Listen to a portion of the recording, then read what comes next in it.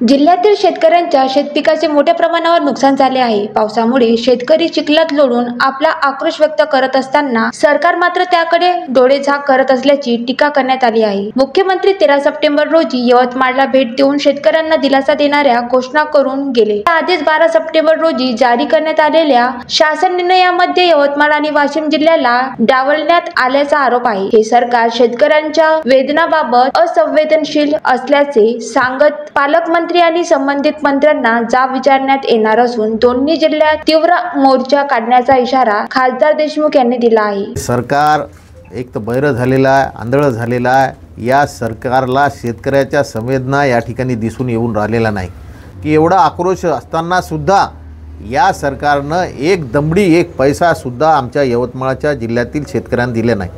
13 सप्टेंबरला माननीय मुख्यमंत्री या ठिकाणी आले। 12 सप्टेंबरचा GR आहे, ते GRवर सही करून आले असतील।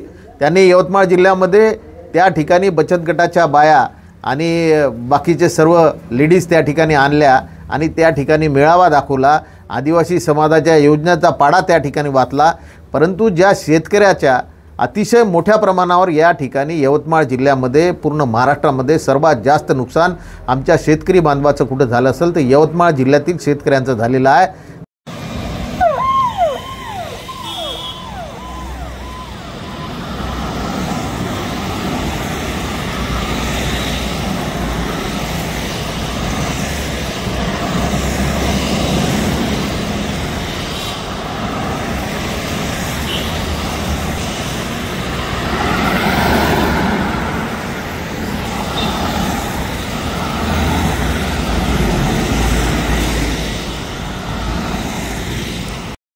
Vidarbha city news Yavatmal.